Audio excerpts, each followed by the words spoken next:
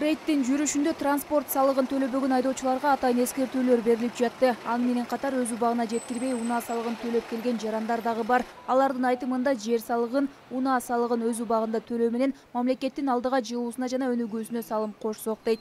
Биз эгер бир өнүккөн, экономикасы көтөрүлгөн, адамдардын социалдык абалы жакшыра турган коомдо жашагыбыз келе турган болсо, анда налогду биринчи кезекте төлөшүбүз керек. Себеби мамлекеттин бюджети налогтордон жана башка пошлиналардан, ошолордон топтолуп келет да. Негизи мамлекетте акча деле болбойт, ал элдин налогунан топтолгон акча болот. Ошон үчүн ар бир жаран, Кыргызстанда жашап аткан ар бир жаран не только автотранспортный налог, ар бир кылган ишинин предпринимательский деятельность болобу, же болбосо квартирный, машинанын налогу убагында төлөп туруш керек. Мен кыргыз элин чакырмакмын да, конце концов убакыт келди.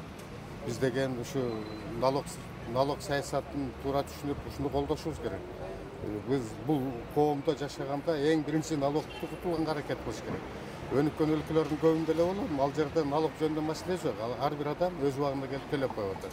Эми азыр эмне болот? Мына 1-сентябрга чейин срок берген, 1-сентябрдан кийин калса ашыкча төлөйт. Эми анын кимде кереги бар? Ошо бир 5 мүнөт убакыт бөлүп алып барып төлөп койгон жакшы. Ош шаардык салык башкармалыгы берген маалыматка ылайык салык төлөө үчүн шарттар бир топ жеңилдеп калган. Ал үчүн салык органына барбай эле онлайн ыкмаларды колдонуу менен төлөсө болот. Алар төлөм жана пост терминалдар, мобилдик жана интернет банкинг төлөм карталары. Ошол М-банктын мисалында айтсак, М-банк өзү тейлеген банкка акча келип түшөт, жана ал мамлекеттик банкка барып түшүп туруп, ал казначейство аркылуу анын лицевой счетуна түшкүчө 1-2-3 күн убакытты талап кылат экен, жок дегенде. Ошон үчүн ошондой кездер душар болуп атат, бирок биз аларды сөзсүз базадан көрүнгөндөн кийин гана салыкты төлөндү деп эсептебестен, алардын ошо төлөө дүмүрчөк квитанциясынын негизинде же телефонунда ошо распечатка кылып, М-банк аркылуу төлөгөн квитанциясын распечатка кылып алган болсо, биз аларга ишенип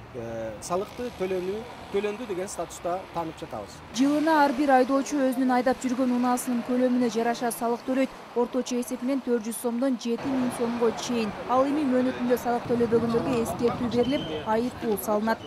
Бизде мына Матиз, Тико деген аябай көп элдерибиз, карапайым элдерибиз көп колдонгон автоунаа каражаттарына бул 0,8 объем боло турган болсо, ага 0,45 тыйындан эсептелсе, 400 сомдун тегерегиндеги акча салык чыгат.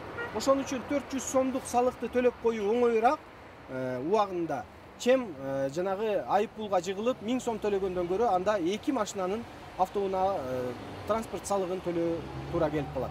Ошон үчүн айып пулга жеткирбей, өз убагында төлөөгө баарыңыздарды чакырат элем. Рейд учурунда 19 жаранга акт түзүлүп, тиешелүү чаралар көрүлдү. Быйылкы жылы Ош шаарына 46 миллион 26 миң сом план берилсе, учурда анын 30 миллион 911 миңи аткарылды. Айымкан Исралы кызы Нурдөөлөт Аматов, УТРК Ош.